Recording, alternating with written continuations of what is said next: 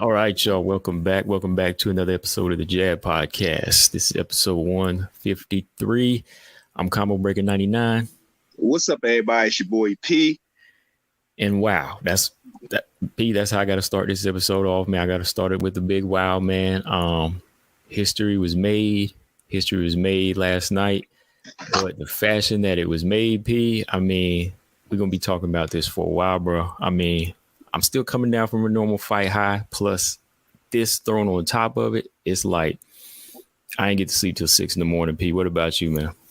Yeah, like I was saying that, man. After the fight, I just got my second win, and I was up for the rest of the night doing content, watching content. Rewatching the fight, just processing all that we took in 9 rounds. You know what I'm saying? Yeah. So yeah, I'm right there with you, man. It was something to wrap your head around that. I mean, even though the guy I was pulling for won, it still was a lot for me to wrap my head around because, I mean, I knew the guy was good, but I mean, last night it just he really showed the world he's a gifted fighter. It kind of freaked you out too, right? It freaked me out. It absolutely freaked me out. It just goes to show you that you need that dancing partner, and certain fighters do push other fighters to level up, and we kind of seen Bud definitely just hit the gas and just take it to another level last night. And before we really jump into it, that's the one thing I always say, like, for people out there that like to knock Crawford's skills, that's something that me and you have never done. But we've always just said that we want to see both of these guys in there with somebody that can really put those skills to the test. And that's what it really came down to. That's what it really was for me. It was just like, he's getting these guys, but I want to see him with that right dance partner that he can just truly exceed with, And he was able to do that, man.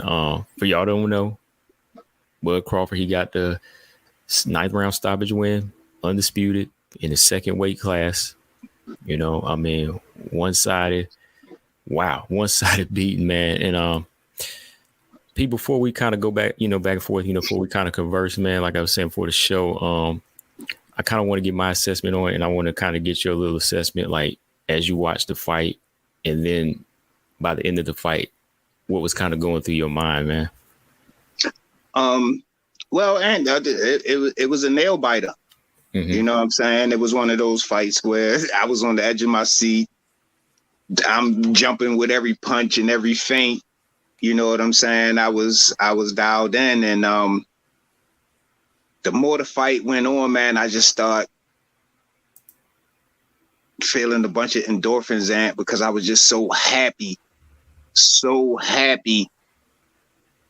that this man, who in my opinion deserved the accolades, it was looking like he was finally going to get what he deserved, man. So as the fight went on, man, I just started filling up with more happiness and excitement because I just felt like this been a long time coming, and he had to go the hard road, and the hard road is long and frustrating, but people hang in there and you wind up reaping the rewards. So I was just climaxing as the fight was ending, and just really seeing Terence Crawford really just do what he did and being in awe of that. You know what I mean?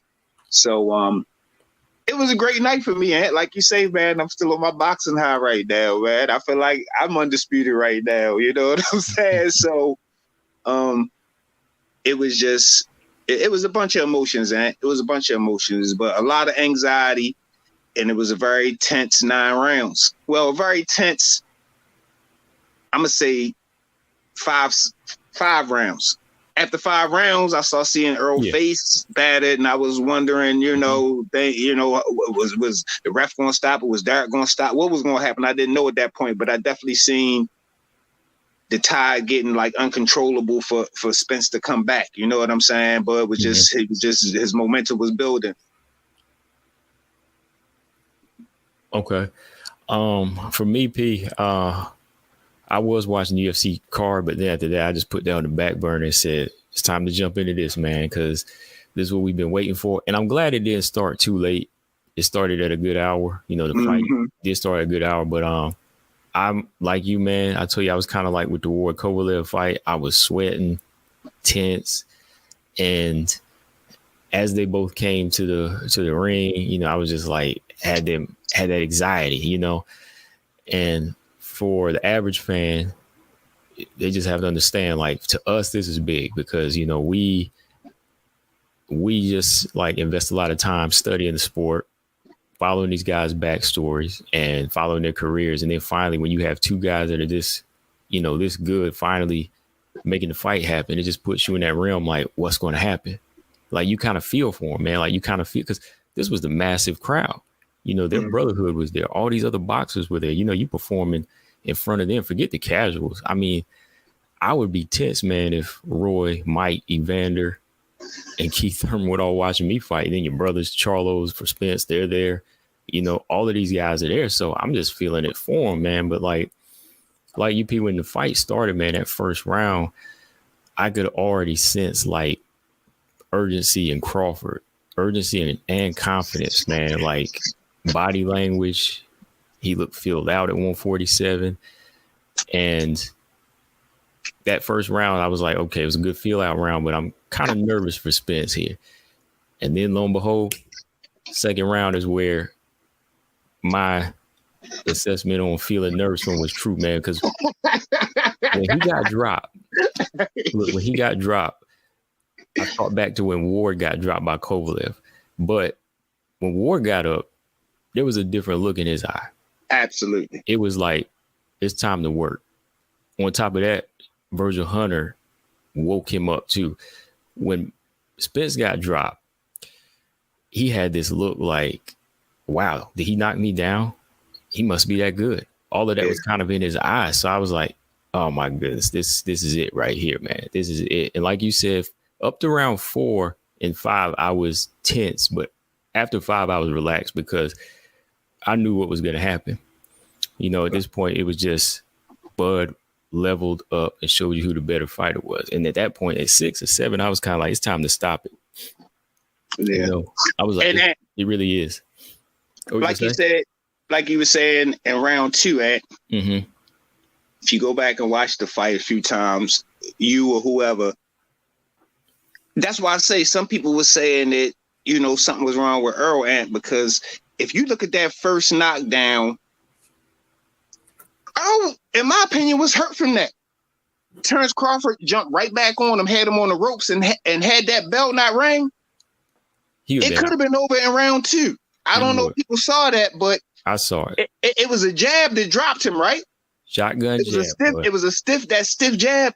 But Earl got up, and he didn't seem, every time it seemed like Terence touched him, he hurt him. So, like, you know, people are questioning, you know, what was going on with Earl. You know, we seen Earl in there with punches. We seen Earl take punches, but it's kind of like Deontay Wilder and Tyson Fury, how, you know, Wilder was reacting to every punch that Fury hit him with. Now, mind you, Fury is 6'9", 300 pounds. I get that, but it was like, Earl was reacting to everything and every time Terence touched him, and that like made me think about some stuff too, man. You know what I'm saying? On Earl's like perspective.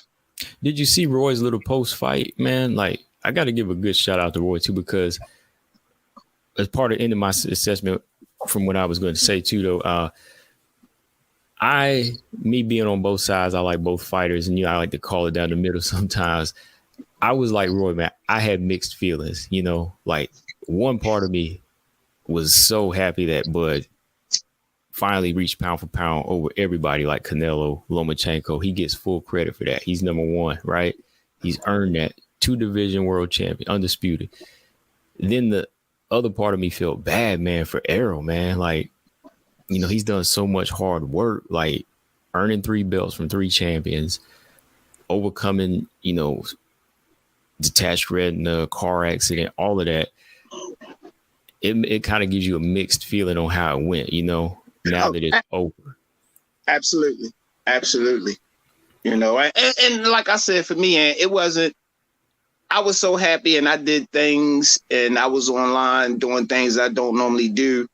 It wasn't so much for Errol Spence. It was so much for these casual. It was more or less for these casual fans, and like, because if you're not in the boxing world, people don't realize how ramped up this stuff had got and how messy and sloppy this stuff had got, man. And I just was so happy that he finally shut all those people up. You know what I'm saying? Right. It wasn't so much bashing Errol.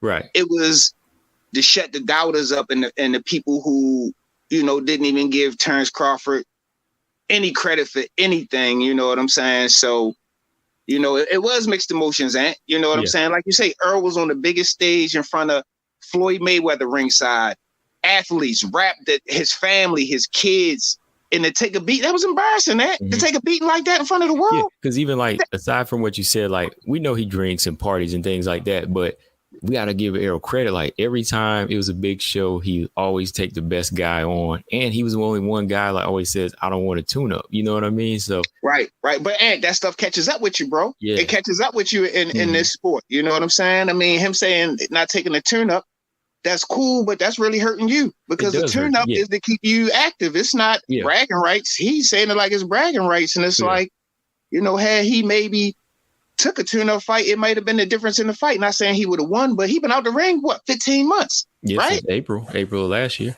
So I'm just saying that stuff matters. It all matters. And that's why I say, and once you start kind of believing the hype that I'm really that good, anybody is that good if you put the work in, but you have to put the work in. You know what I'm saying? Bud was confident in his skills. He said, because I know I put the work in. He said, I worked my butt off. There's no way in the world I was going to come in here doubting myself, because I worked too hard. So it's just like, you know, I don't know, man. It's just like I say, it's weird, because even if Earl was feeling like that, Derek James didn't say, hey, boy, you need to tighten up.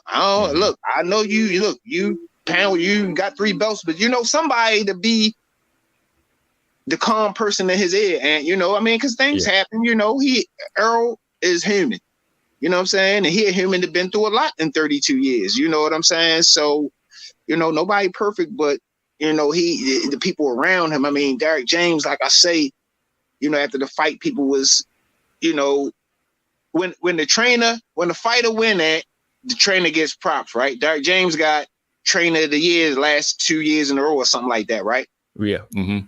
But when the fighter loses, a trainer got to take some of that too, bro, especially when they lose in the fashion that Errol Spence lost. Yeah. A trainer got to take some of that, man. You take the glory. Yeah. You got to take the hit. You know what I'm saying? And sure. I heard a couple fighters, Antonio Tarver, you know, who does some good commentary. He a little out there sometimes, but he do know his stuff.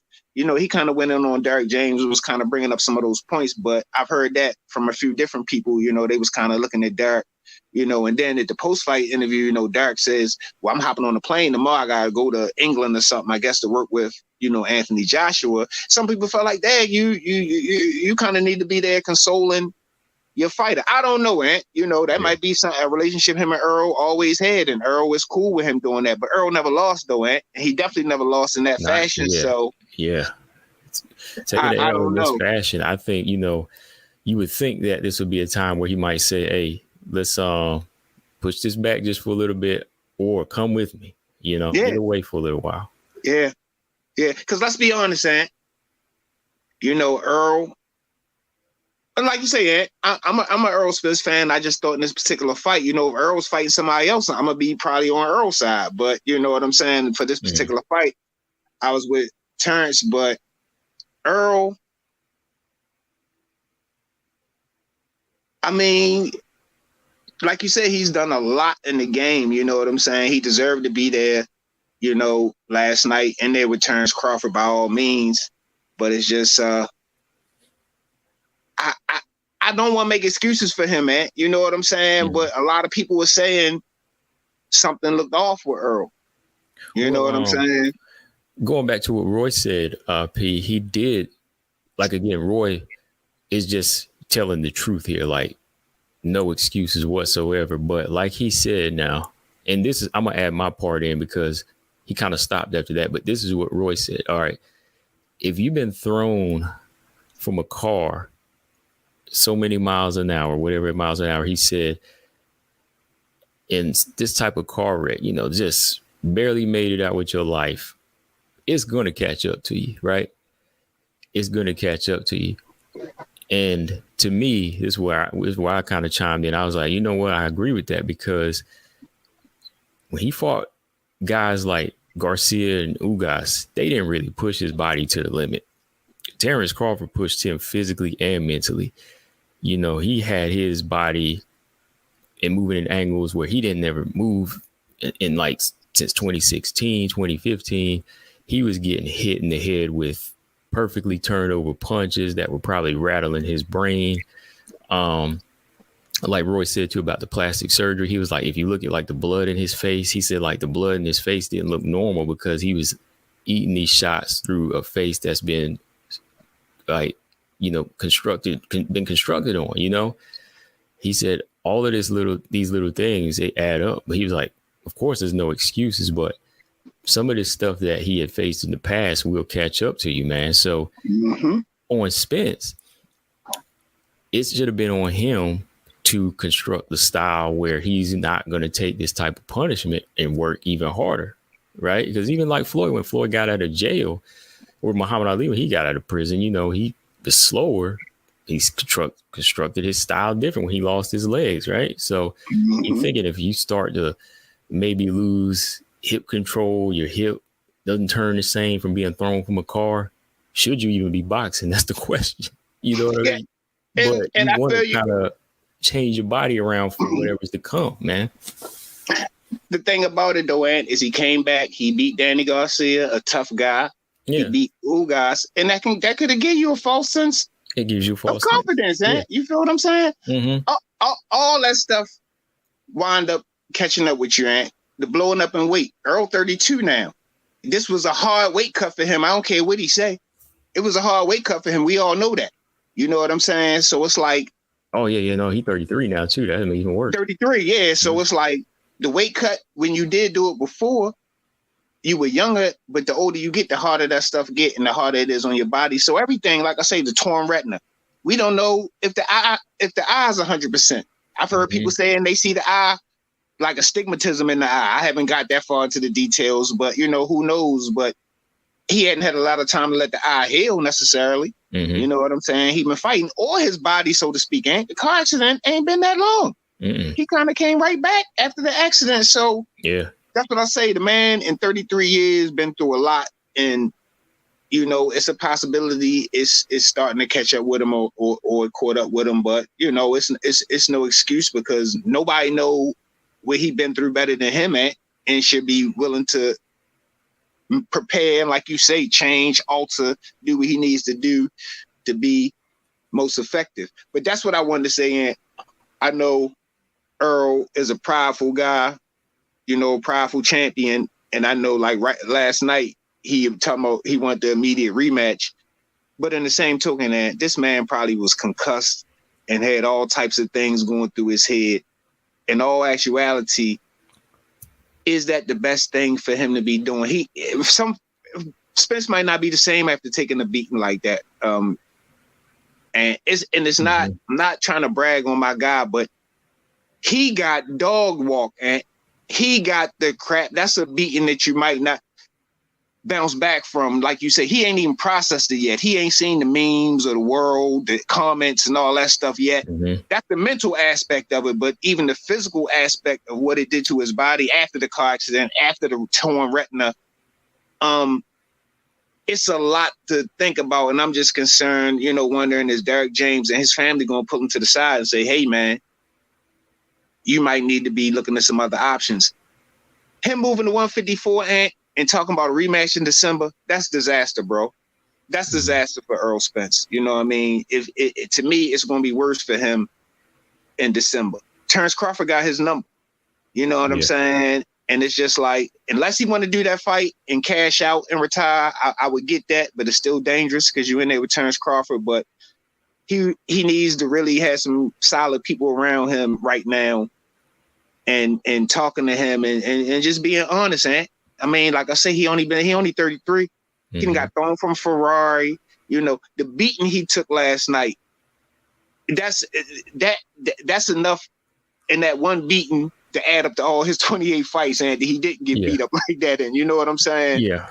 Every angle, man, mentally. Every angle. So, unfortunately, that's something that he might need to look in. Like I said, I know he's a powerful guy. The man went out on his shield. He was mad when they stopped it. Even though he was on his last leg. So, we ain't taking nothing from Earl. We know you got heart, bro. But you also got a family and kids, and you also, was a champion. You've accomplished some things in the world that nobody can take from you. So, it's time to start, just being a little mature how you thinking. Stop thinking you the man, because the man can get taken down. You know what I mean? Mm-hmm. Yeah, so if somebody comes along that you underestimate, or you just feel like, oh, he's not going to rise to the occasion like everybody says he is, you're already making a big mistake. You really are. I mean, I know guys, they like to talk. That's why I don't put an arrow down for what he suffered in this situation. Like, okay, you feel like he's not as good as you. All right. Well, I hope that you're still preparing, for what if. But in a way, it's kind of like, to me, Spence may have just done what he always does and says, I can beat him with this. But what he didn't understand is that Crawford wasn't even coming to the potential he's trained for the past few guys, where Abernathy not at all. Kavalauskas. No, because in those fights he got hit, but this fight, he took the best of those fights and came into this ring 100%. I mean, this was like just even better for Crawford. That's what I'm saying. This is the best performance from Crawford. This is better than all his fights. Like, absolutely. Because all his other fights, he got touched. That's what I think that's what me as a fan has kind of based what the fight could look like off of. And that's what a lot of other fans, he gets hit. He could get hurt. I said that too. It might be closely contested, because if he fights the way he has in the past, he could very much will win, because he's always got that heart to come back. Crawford does. But this fight, he said, you know what? Y'all talk so much trash that I'm going to show you what I can do when I'm not making it look exciting for y'all. You know what I mean? When I'm not making it competitive on purpose, I'm going to come in. And to top it all, I'm bring a fishnet. I'm going to bring this fishnet. Killed it, bro. I'm just saying, from every aspect is. Because I'm not gonna lie, I know this sounds crazy, but when I saw the fishnet, P, I got nervous respect. I really did. 100%. When I saw that thing, and the way he was holding it, like he was really about to catch a fish too. Like he wasn't joking. Like, how some dudes that come with a little gimmick and everything. When he was holding that thing, he was like, "Oh, I'm about to bag this guy."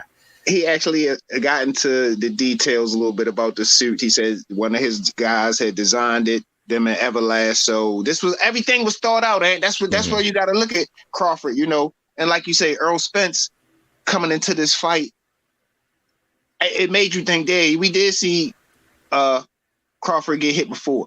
Okay, well, it's a fight. He's going to get hit. But when you look at this fight, it make you think, well, was he playing with them? Was he playing with those other guys? Was he playing? Because we seen 100% dialed in Terence Crawford. And like I say, another thing, I think that's the respect that he had for Earl. Okay, yeah, I know he hit hard. I know it's a lot of pressure. Okay, well, I ain't sleeping on that at all. Matter of fact, the guarantee, I'm going to go 115% this time. You know what I'm saying? So it's like everything goes back to the mentality and how humble this brother is. I told you that's another thing, man, that just blows me away about Terence Crawford. I haven't seen a fighter as humble as him in a long time, man. You know what? I'm gonna ask you this, P.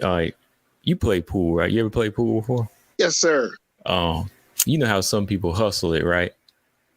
You know how some guys will say, "Oh, you want to play," like they act like they never played before, right? Yeah. The pool sharks.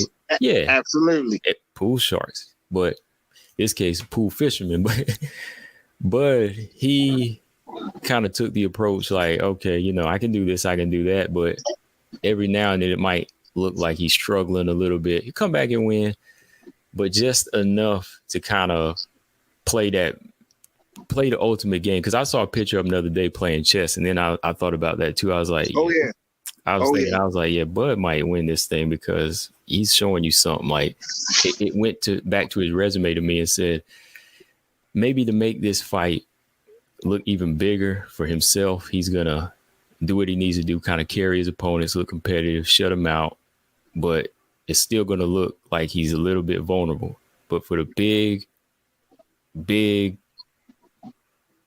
main event, for his highlight of his career, he's gonna show you what he really is, and he did it. That's what he did, and I think Spence and them, they got fooled by that, and that's that just kind of shows you the level of it's scary, man. The level of competition that Bud is on, man. When a guy can do something like that. Well, like you say, like I said earlier, the mentality, the difference in the mentality between Terence Crawford and Errol Spence. Like you say, the fact that Terence, I've seen him playing chess too, and all the thing he does, he wrestles. He's an athlete. He's just he's well versed in a lot of different things that don't have anything to do with boxing, and that just let me see his mind is broad. You know what I'm saying? He's taking things from these different things. Look, he took some chess moves and brought it to the ring. He took some fishing moves, which we always see him fishing, and brought it to the ring. So that's what I'm saying. His mentality, man, is something we've never really seen before, and to remain that humble with all that talent and the accolades and the money. I mean, they made a lot of money last night. I ain't heard neither one of the guys mention money. Before it was 70-30, they were talking about all that. I ain't heard them mention money. So the money was good that they got. You know what I mean? But, like I always say, Ant, humble is the key. Had Earl been a little more humble, Ant, last night might have been a little bit smoother for him. But, he's the A side. He made the fight happen. He did everything was me. And now he got to kind of eat all them words, unfortunately. And, Terence Crawford, had he lost last night, he was humble the whole time. It would have just been, we expected him to lose. We knew that was going to happen. But it's a bigger hit for Earl, and especially the fashion that he lost. And so, like I say, just even the comeback mentally, physically, he got to heal up and do all that. But even mentally, bro, in the state of the boxing game right now, with the comments and the memes and the internet and the lies and the fake stories, it's a lot. I already see people online turning on Earl, because this fight brought a lot of casuals out. I already see some of his people turning on him, and that's how it is in this new world of boxing when you got the casuals flooding the games. And I'm not knocking them for making channels or doing whatever they want to do. I am knocking them for not knowing what they talking about and not doing no research. You know what I'm saying? If you want to get in this lane, you got to put some work in. You know what I mean? And a lot of them just looking for what's trending, and they hopping on the wave. And that was a little annoying, seeing people getting numbers, people actually tuning in, chiming in to this nonsense, so. And that's the thing. These guys remind me of, like, when these two guys, they're like two cowboys at a shootout. They cheering their dude on. They riding with him now. But when he gets shot dead and or he's shot bleeding down the street, they're going to close the door. They're going to turn right back around and say, I don't know him. It's just like, we done with him. And that's kind of where they are with Spence now. And I'm like, come on, man. Y'all supposed to ride with him to the end, man. Unfortunately. But even for Spence, it's a learning lesson that, this stuff is fickle. That's how it is, right now. Like they say, think about the saying, the perfect saying. The highs and the lowest lows. Terence Crawford is smoking fentanyl right now. You know what I'm saying? He's so high right now. And Errol Spence, he's under the ground. He's under the dirt right now. So it's the highs and the lowest lows, bro. Yeah.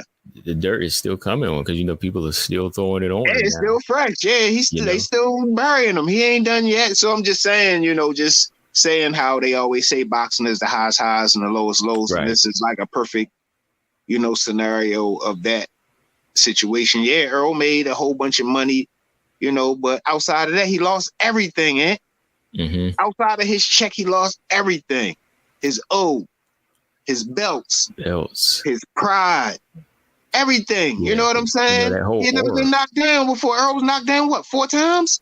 Twice in one round? Yeah, 2 times in one round. Once in the second round. I think a total of 3 or 4 in this fight. Yeah, so it's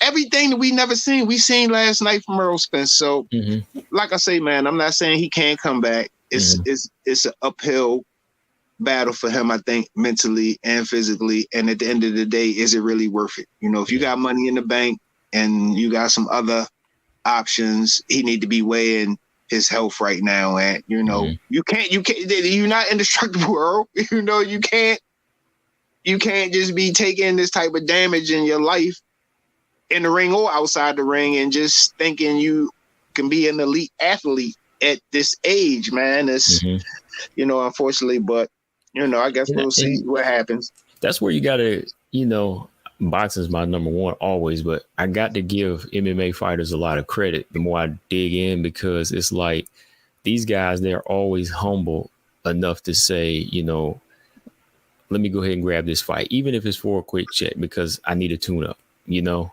short notice, I'll take it, you know, because they always want to work on something. They always want to stay sharp. And like you were saying, yeah, tune-up, you know, saying I don't need a tune-up, it sounds tough, but when it comes down to it, is it really a wise choice to make? You know, is it really wise to say, let me go into it, let me go in here with a killer a year later, and then a year later, let me fight another killer. But all the while, you're not fighting. You know, you're not taking the time to improve, you know. So I think that's kind of what it was with Spence. Like, he's going in the fight thinking that he can win with the same skills, and it came back and bit him, man. It did again. It gives you all the praise for just doing it and trying to give us the best entertainment, but it's going to cost you in the end. That's why these fighters that take tune-ups in MMA, I give them props, because they're thinking of themselves. They want to get better, you know? Yeah, well, absolutely. And I mean, if that's what you do for a living, why wouldn't you want to be as sharp as possible? That's why I said when he used to say that, I didn't really get it, because, bro, you sound kind of crazy because you're a fighter and tune-ups keep you sharp. It's not, I didn't get what he was even trying to get out of that, you know, because ain't no toughness in boxing, man. It's about being smart. It's about being smart. You know what I'm saying? But once again, like I say, Ant, this stuff, it goes to people's heads in different ways and affects people different ways, and it's easy to get caught up in it, you know. And hands down, Earl got caught up a little bit. He got caught up a little bit, and you think you can party and still come and be successful because you've done that and it worked for you. You know what I'm saying? All we saying is eventually it catches up, man. Yeah, any fighter can go and have a drink and nothing to happen, but if you keep doing that stuff, it catches up with you, because it's taking something from, you know what I'm saying, you each time. So it's just like, I don't know. I mean, I just see a tough road for him, man. Like I say, I'm not trying to bash him, and I don't want to bash him, but I'm just saying that's why, you know, you look at the clean athletes, you look at the regiment and certain things, it's that way for a reason, that nobody's above that. You know what I'm saying? Nobody's above that. Nobody's above road work. Nobody's above jumping rope. Nobody's above the hardest aspects of training, tune-ups, you know? So, you know, that's all I'm saying, bro. Yeah, it comes down to just, you know, everybody wants to be so modern now, but watching Bud fight Saturday night, I took a lot from what he was doing. Like, it was like a modern yet old school style. Even the way he was just turning and kind of like every now and then he would put the paw out on Spence's face just to measure. Then he would kind of just casually turn and make him run into the rope. So he would just stick him with, you know, a quick, hard jab. And then he just looked like kind of like one of them old men out there. You know how them old men be schooling these young cats. He really did look like that old school fighter. That's what I'm saying. Like, you can't ignore certain things, like you said, road work, tune-ups, you know, no party, all of that stuff. None of that changes. All of that has to be the same. And I think a lot of guys neglect that now. That's why that, like you said, I think in the other episode, that level of man that you know now doesn't really exist now.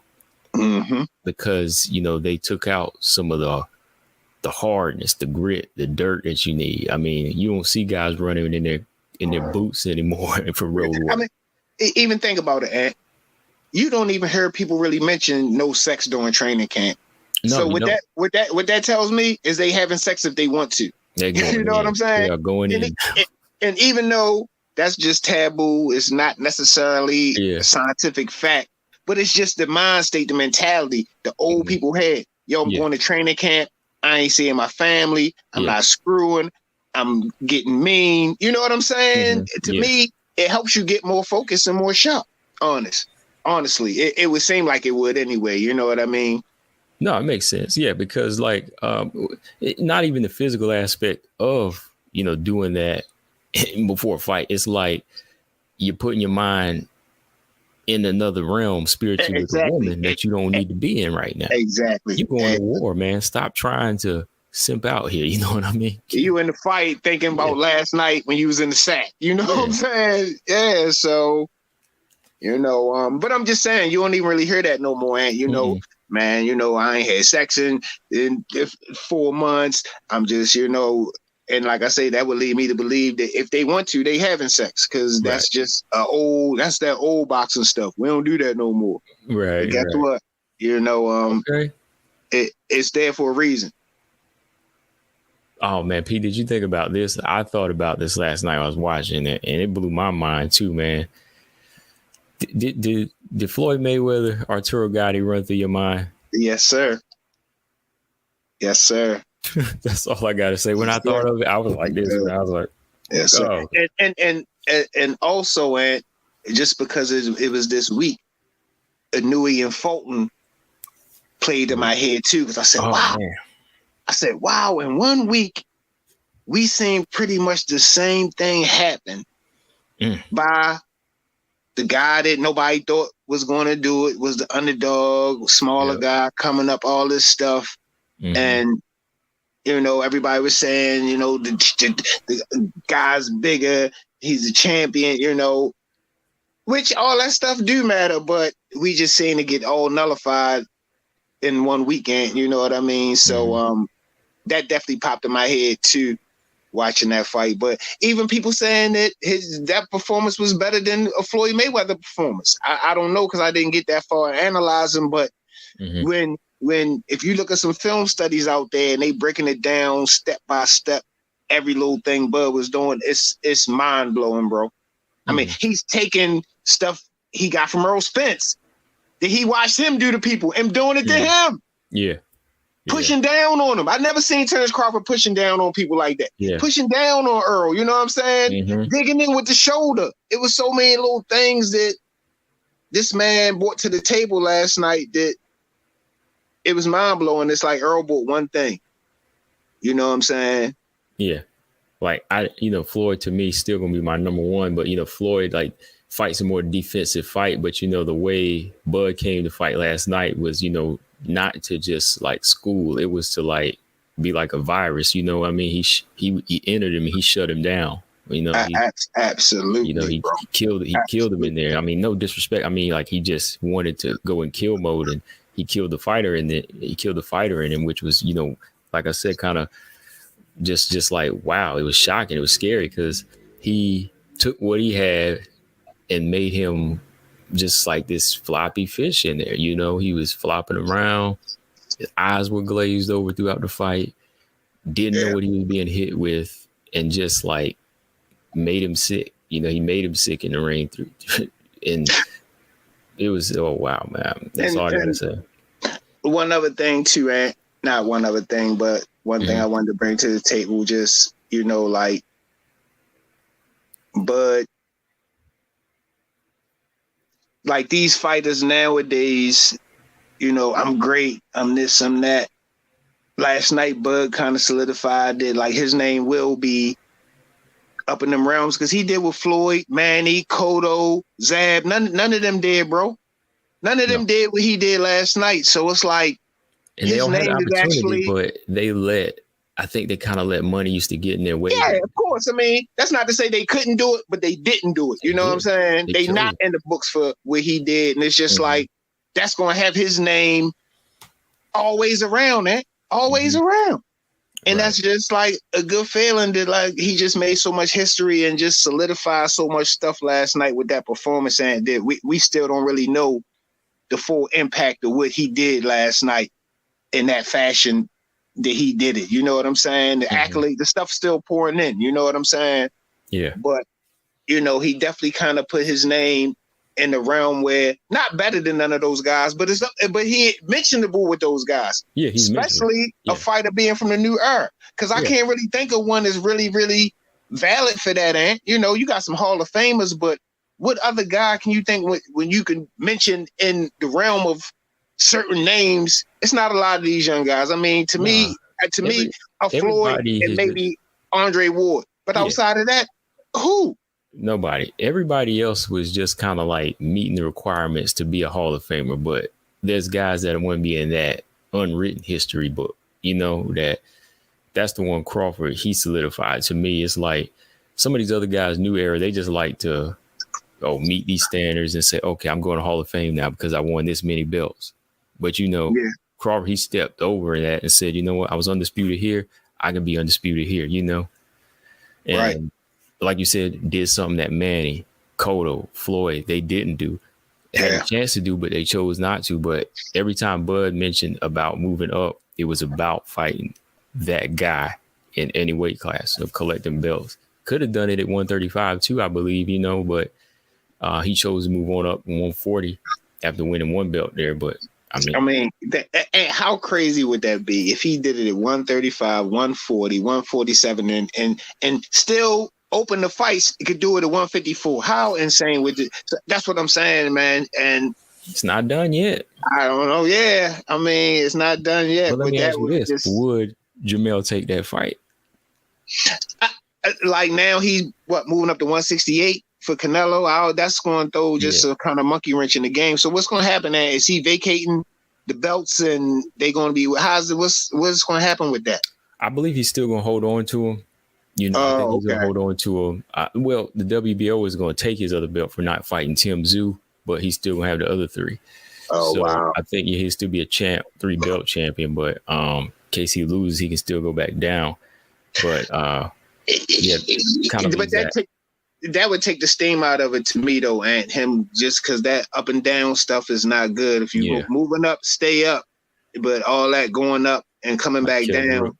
It wouldn't really. I wouldn't be that interested. But after that performance last night, man, he gonna wash Charlo. He gonna wash Jamel. Look, this the thing now.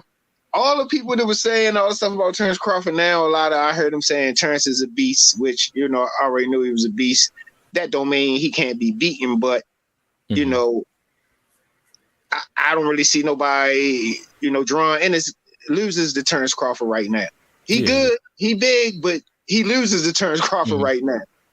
You know what I mean? I don't see nobody really in the realm that's really touching the guy that is that cerebral about boxing. That, you know what I'm saying? That mean.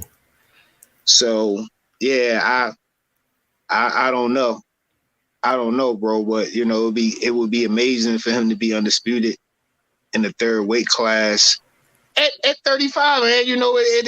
He getting up there, and he's still, as he says, getting active out here. You know what I'm saying? Yeah. So, I don't know, man. We could talk all day because the build up to the fight, that was one episode.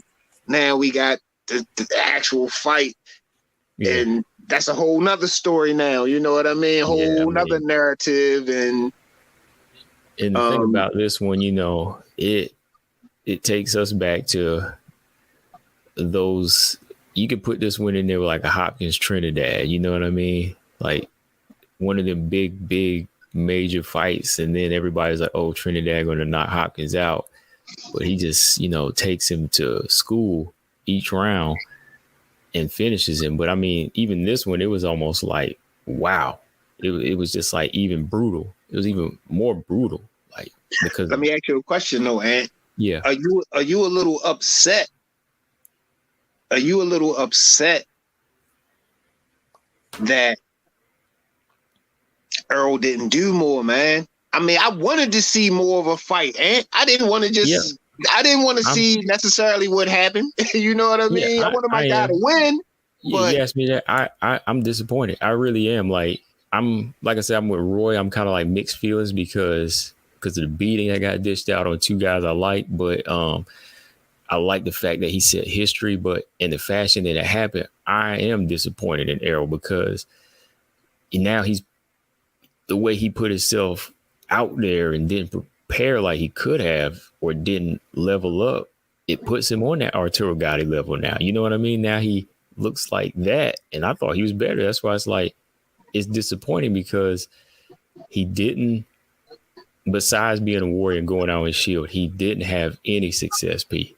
No success. Yeah. No, this wasn't Hearns Leonard. It was Mayweather Gotti. I wanted Hearns Leonard. We wanted that. And that's why we couldn't say going into this fight, this is going to be that type of fight because they never had it before. Yeah. And then I already knew they just ain't them type of men no more. You know what I mean? We wasn't going to get that. But even at this fight living up to the hype, like I said, my guy won that, but the fight didn't live up to the hype. Fight didn't live up to the hype. I mean, it was a good fight. It wasn't a bust, but I definitely was interested. We waited 5 years and we seen all this narratives. We finally got it, and we just all this stuff on the line. We just knew it was going to be a barn burner. It's going to be fireworks all night long. It's going to be toe to toe till somebody get clipped and knocked out cold. And that's going to be the difference. You know what I'm saying? Yeah. Like I kept picturing, Crawford hitting him on the side of the head or something, and him getting rocked, and him tying up. Him hitting Crawford, buzzing him coming back. But no, man, like every shot he was hitting Spence with, Spence was buckling. I was like, it was just making him look like he didn't belong in there. You know, that's what made it just even more disappointing. Like, wow, like good on Crawford as far as like a performance, and it's one for the ages. But like as far as like just pure fight, nah, man, it doesn't live up to the standard of one of them Diego Corrales and Castillo type of fights where the guy actually digs deep and comes back or even wins some rounds, man. It just doesn't.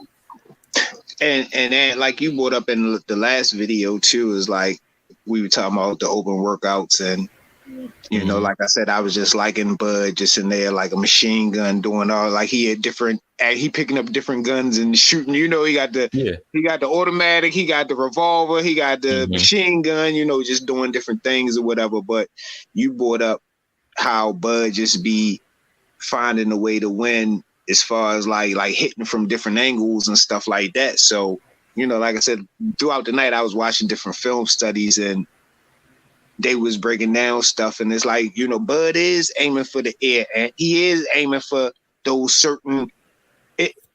Not only is it a hard shot, but it's the equilibrium shot too. You know what I mean? That's what I'm saying. How he is, and they're playing chess, and everybody else aiming for just the chin, maybe, or the jaw. But no, he's aiming for all these different little things and he looking for collisions. You know what I'm saying? That counter punch. He trying to get your body coming in. I mean, he just thinking, bro.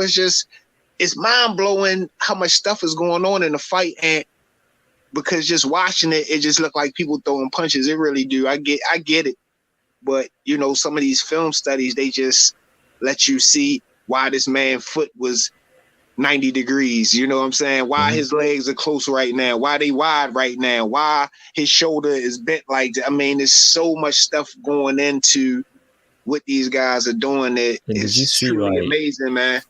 You seen Spence's forehead too, right?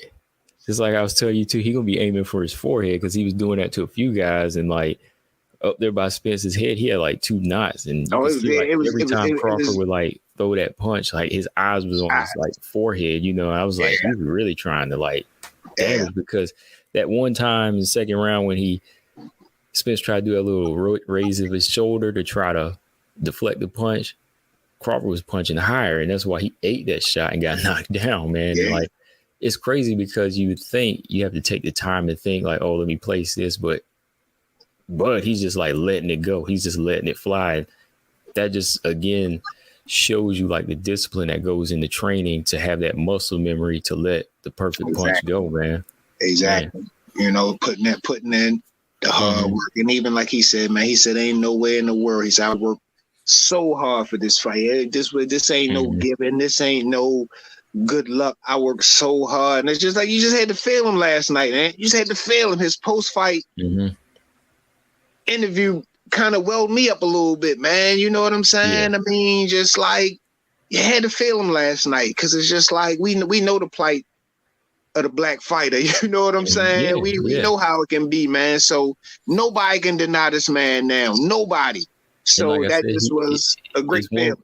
It's one for the smaller guys too, man. It's one for us small guys that, you know, got to show y'all every night. And you got to fight. Got to fight every day. Hey, yeah. Yeah. So, you know, it's just good seeing that guy do it the way he did, and being so humble and classy about it.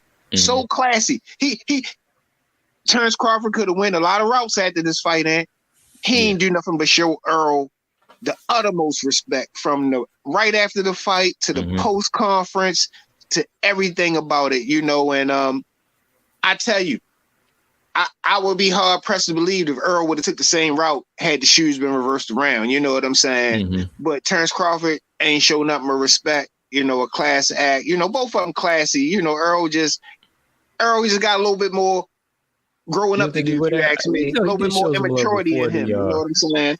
Yeah, he did show a little respect, you know, the handshake before the fight. You don't think he would have been the same, man? No, I mean, because the handshake was him telling him they got actually what they said. He said, you need to thank me for making the fight. Him being arrogant again, man. Hadn't Terence Crawford left top rank, beat Jeff Horn, got a belt, the fight wouldn't be made. So, Errol, it's not thanks to you. Y'all both needed each other. He's still to the wire, and he was thinking, being arrogant, bro. I'm sorry. I mean, I like Errol, but he had started getting full of himself, man. And the proof is in the pudding. Him sleeping on Terence Crawford. The proof is in the pudding. You didn't train or prepare yourself to the max for the biggest fight in your career. Shows that he was being a little arrogant, and I'm sorry. You know what I mean? But, you know, it is what it is. It's a lesson. And you listen, we all got to eat a slice of humble pie sometimes. And last night, you got to. You know, he had a slice of humble pie, which he could come back better. We don't know, but he really need to be, you know, just gauging his future at this point in his health, because, you know, that car accident, that didn't happen in the ring, and that was something that happened outside the ring, and I'm sure probably took a couple of years off his ring life, whether he want to admit it or not. This man didn't just get into a fender bender. He got thrown out of damn Ferrari at God knows what speed at. You know what I'm saying? It's miraculous that he's alive and didn't have a broken bone. Didn't have a broken bone or fracture in his body. I still can't explain that right there, bro. But, you know, it's just how many chances you get, Errol. You know, you made it through the car crash. You took a horrific beating in the ring. How many times, many more times you kind of want to roll the dice? You know, you got family, beautiful kids. You know, you got ton of money. You know, I mean, I'm not bashing the man. He going to walk off and live a hell of a life, eh? I'm still trying to get it. You feel me? I'm still trying to get it. I ain't hating on him. I'm just saying. You got that option to do that. Facts. I mean, when you get to a certain level, you know what, like you said, there's the highest highs and the lowest lows. So if you want to avoid them lowest lows, you better keep performing at a high level. And, you know, we can't feel so sorry for these guys because they put themselves in a situation. They know the sacrifices, you know, they know what they're supposed to do. You know, Spence knows that you're going in there against one of the best fighters. You just can't go in there and expect him to bow down to you, because Crawford is not that guy. I mean, we're from the outside looking in, and I can tell you, like, Crawford's mean. You know, Crawford's mean. Look at him, man. Look, you talk about the competition all we want, but when a guy in there hits him back, what does he do? He gets mad. And not mad like he starts crying and just throwing bull. No, he comes back with a game plan to kill you. And you take advantage of that. And this is what happens, you know? And thinking, a lot of people thought that's how the fight was going to play out. You know, at some point they was going to get into this 5 fight. And that might have been, you know, when Bud wound up getting clipped. But Bud was just even kind of too smart for that in this fight. You know what I'm saying? Like, he just did his homework and prepared himself. And you got to be focused to do that, man. You know, not to fly off the handle, not to get too excited. The times he hurt Errol, he didn't get too excited and make a mistake. You know, he still just systematically was setting traps and doing all these little things, pushing his head, man, just making it hard for Errol, not giving Errol really a chance, man. And oh man, it was just it was really a beautiful sight to see, knowing all the things that Terence Crawford was systematically doing to win this fight. You know, stayed in the southpaw. It wasn't switch hitting. Think about all the switch hit talk we heard. Mm-hmm. Think about all the switch hit. That's all. He switches. He ain't switched this fight. Just pure southpaw. Just pure southpaw, bro. Pure southpaw. So just like to I show say, that man, he is the better southpaw. that just to show it, man. You know what I'm saying? So like I say, man, we never know what's gonna happen, man. I wouldn't have bet the house that he was gonna beat Errol up like that.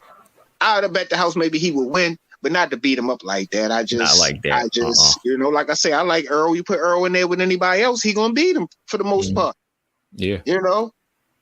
You put him in there with anybody else, talking. I'm rocking with Errol Spence. You put him in there with anybody else, and I'm rocking with Errol Spence all day long. You know what I'm saying? So, sure. You know, he is still something to be to deal with. You know, so I'm not saying that at all.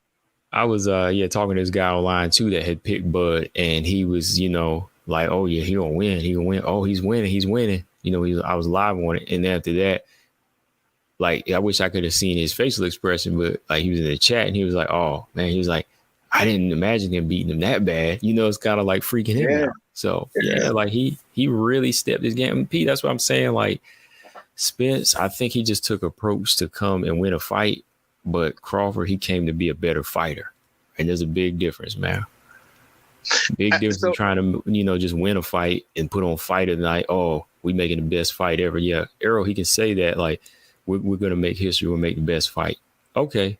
But all the while I'm looking at Crawford and his mindset is we going to make the biggest fight, but I'm going to show you I'm the better fighter. Like that's his mind state, is to be the best fighter. And that's what he trained for.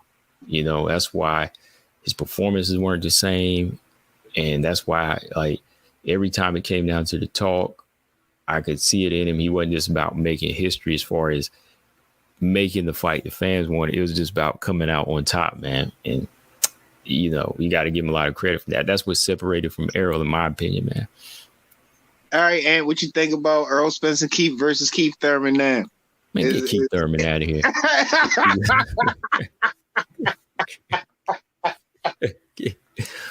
No, really though.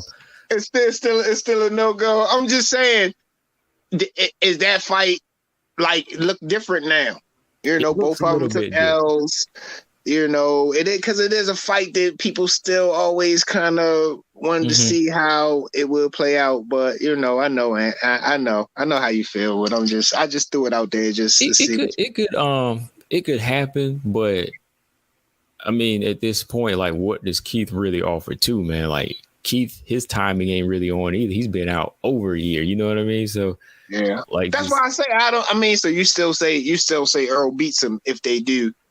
If they would, all depends, go man. That route. It all depends. Like if Errol's aura is broken, Keith might go in there disrespecting. You know, it might turn out like Glenn Johnson did to Roy Jones or something. You know, that's what I'm kind of saying. Like, you know, since that fight, since what people saw last night, you know, is Keith Thurman fight looking like, oh, Keith might the ball might be in his court now a little, so to speak. You know what I'm saying? Because people might feel like, I seen a blueprint, or he damaged goods, or, you know, it's probably people kind of licking their chops at Earl too. You know what I mean? After last night, you know. As much as I be giving Keith flack now, you know, I was a fan of him in the beginning, but now he's just been kind of, you know, going off and doing other things. I think it's a fight that could be done, man. And I think it would probably play out on an even playing field because, you know, style-wise, Errol hasn't fought a guy like Keith either, you know.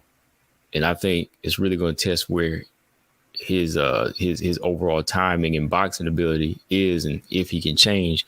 So Errol, the latest I was just looking at, Errol was talking about December. I was just about to say it. He talking about after taking a beating like that, turning around in December at 154, that spells disaster. That's disaster, man. Because imagine this, Crawford at 154, he's 35 years old, not really a rough weight cut to 154. His power and strength are going to be sick at 154. I know Spence is going to feel like he'll feel comfortable, but you're going to be fighting a much smarter fighter but Crawford's weight and power is going to carry up. I promise you, it's going to carry up to 154. He'll really get hurt, I think. Might be able to take a punch a little bit better because of the weight cut, but I think Crawford would do the same thing, man. But I mean, me too, Ant. And I'm just saying, like, even after just taking a beating like that, Ant, would you want to? I would think maybe you might want to dial into like a confidence booster or something, but just to step right, just to fight a grizzly bear, lose, and then go back and fight the grizzly bear again is just how you might want to fight. You know what I'm saying? A wolf right now. You know what I'm saying? Yeah, right. In the middle, just grizzly bear took both of your hands home as for dinner, and you gonna go in there with two stumps right now? Come on. Yeah. Man. So that's like, I know it's an immediate rematch, and I and to be honest, people saying people would tune in. Earl was all about it. Terrence Bud was all about it, but I don't know. Like the fans, man. I mean, the fans, because it on paper, it's not even worthy of a rematch. On paper, no, you know what I'm saying. I know they got the contract for the clause, but I'd be interested in seeing how many people really want to see it again. I'm gonna watch it again, but it's not gonna be exciting no more. It's not gonna be as exciting as it was before. No, it's really not, because the cat is out the bag now. Right. I think he needs to do what was it? Felix Trinidad was gonna do, lead into a Hopkins rematch to test itself, which is why it never happened. Felix went off to fight a couple more fights to build up a Hopkins rematch, and one of them guys he fought was Winky Wright, and Winky Wright boxed him and beat him, and so that derailed it. So I think Errol needs to do the same thing, go fight somebody else. See if you can change. See if you can make it interesting. You ain't gonna make us forget this fight. That's for one thing, So he just needs to go back and try the tune-up thing. He might like it. You know what I mean? Yeah, you might like it, and then at the end of the day, it's like to Earl, like I say, you've been through a lot, Earl. Like, what are you going to do? Like, just navigate through fighting? It's not a whole bunch of easy fights out here that people are willing to pay you to fight. You know what I'm saying? Yeah. So it's like, it's really nothing left out here but dangerous fights for you at this point. And, you talking about Canelo and, dangerous fights. Dangerous fights and rematch and Terence Crawford. It's a lot of dangerous fights out here, and he just got to be looking at his health, man. If he want to cash out and looking for the biggest payday, that probably would be, the Terence Crawford rematch. But if you go in there and get killed, what difference do a big payday really even matter? You know what I'm saying? I mean, if he not going to go in there like Derek James, if he not going to go in there 1,000%, Derek, you shouldn't even let him go in there. Mm-hmm. I'm curious to what Derek was thinking. That's what I'm saying. Derek, you thought that was enough? You thought that was enough, or Earl was just telling you that's enough? I'm that's why I say that. This is a conversation too. What was Derek thinking? What was he thinking? Look, I had no idea Bo Mack could put no shit together like that. His boxing career ain't impressive. I had no idea he could put no shit like that together. But I got to give him his props because he was a part of that too, and the other guys too. I think it's two more trainers, but. He played a big part in Terrence getting the victory last night.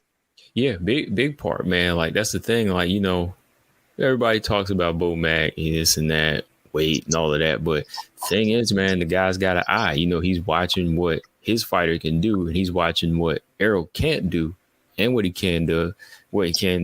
But he's really in there with him, with the other guys too. Because, Crawford has how many trainers really in there with him? Like 3 or 4, right?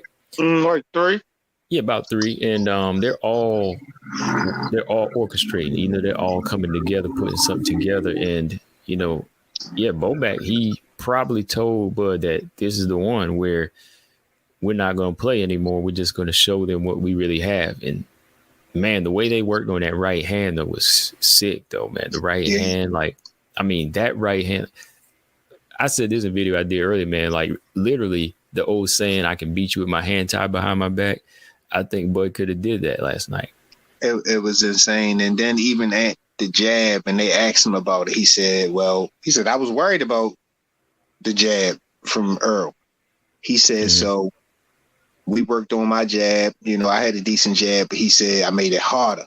You know what I'm saying? And I threw it the same time he threw his. I got longer arms. So, you know, once Errol kept, you know, walking into that, it made him stop throwing his jab. You know what I mean? So that's one big weapon that Errol had is the jab. So just like I say, man, the game plan and having the discipline to go out there and execute it, it just was a brilliant performance on both sides, from the game plan and executing the game plan last night, and you know, just high level boxing. So, I mean, I really, really, really enjoyed, you know, the fight. I wish it had been more competitive, like you say. Like I say, I think Errol better than that, but you know, I don't know.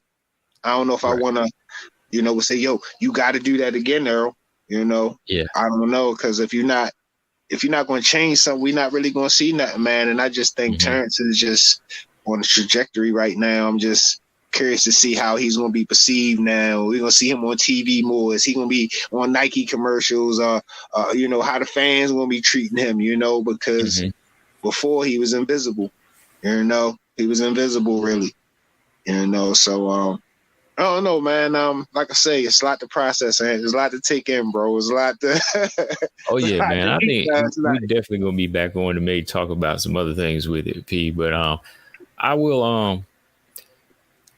I can't put this down as like a fight of the ages, as you know, as far as like a war that, you know, we just pull up and we just put on and say I love it. But it's definitely a fight. I'm going to tell casual fans, if you want to learn something about boxing, if you want to learn how to fight, you turn this fight on. You know, you can learn how to fight from watching this fight, I believe. But it's not one to watch where you're going to get a back and forth action fight. It didn't turn out. It wasn't a classic ass. It was a classic ass whipping, but it wasn't a classic fight. Classic, you know what I'm saying? You know, like if you were a Terence Crawford fan, I would say, yo, go watch this fight. But it wasn't a fight. If I'm trying to turn you on to boxing, make you a fan of boxing, you know, I wouldn't really suggest this fight. But you know, for me and you, we invested, so it was like a juicy steak to us. You know what I'm saying? Oh yeah. Anyway, you look at it, but I ain't gonna lie, I was on the edge of my seat, and I like those fights, and that's how I like to feel. I'm, you know, that's how I like to feel, just that intense, and that's why I don't really want to be doing the fight parties and all that nonsense. You know what I'm saying? You know, so it was that and everything last night. Butterflies, edge of the seat, me jerking around, bobbing my head, my kids tripping out me like I'm really in the fight or whatever. They don't understand. So, but I was satisfied.